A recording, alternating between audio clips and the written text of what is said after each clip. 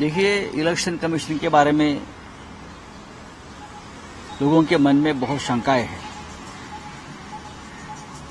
Election commission एक neutral body है, एक संवैधानिक संस्था है, लेकिन जिस तरह से बार बार हमको जाकर सभी विपक्षी दलों को जाकर चुनाव आयोग के सामने हाथ जोड़ना पड़ता है, कुछ बातें सामने लानी पड़ती है और चुनाव आयोग भी सुना अनसुना करती है, ये इंडिपेंडेंट बॉडी का लक्षण नहीं है। प्रधानमंत्री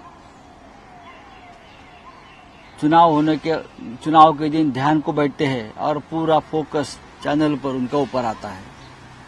ये एक प्रकार से आचार संहिता, कोड ऑफ कंडक्ट का उल्लंघन है। देश के गृह मंत्री जो जयराम रमेश जी ने कहा है, देश के गृह मंत्री देश के विभिन्न क्षेत्र में लगभग 150 कलेक्टर और डीएम को फोन करके जो सूचना देते हैं, ये कोड ऑफ कंडक्ट का उल्लंघन है। पोलिंग एजेंट को जिस तरह से रोका गया पोलिंग एजेंट उम्मीदवार को, ये भी ठीक नहीं है, पहले कभी हुआ नहीं था। एग्जिट पोल जिस तरह से आ रहे हैं और उस माध्यम से प्रेशर किया जा रहा है लोगों के ऊपर मानसिक, ये भी कोड ऑफ कंडक्ट का उल्लंघन है। कल अब काउंटिंग शुरू होगा, तब क्या होगा मुझे पता नहीं।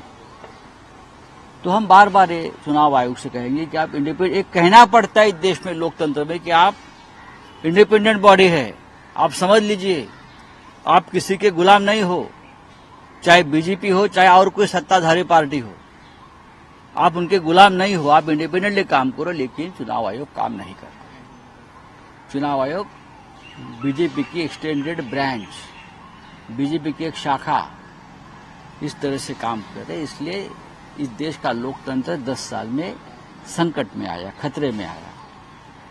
तो हम कल पूरी एकजुटता से हमारे लोगों को कहा है, आखिरी होठ की गिनती होने तक आप वहां बैठिए, डट के रहिए, आपके ऊपर दबाव लाया जाएगा, तरह तरह के हथकंडे अपनाए जाएंगे, आपको डिमोरलाइज किया जाएगा, लेकिन आप वहां से हटे नहीं। ये हमारे सभी इंडिया आघाड़ी के जो प्रमुख लोग हैं, कार्यकर्ता है, पोलिंग और बूथ के एजेंट है, वहां के सबको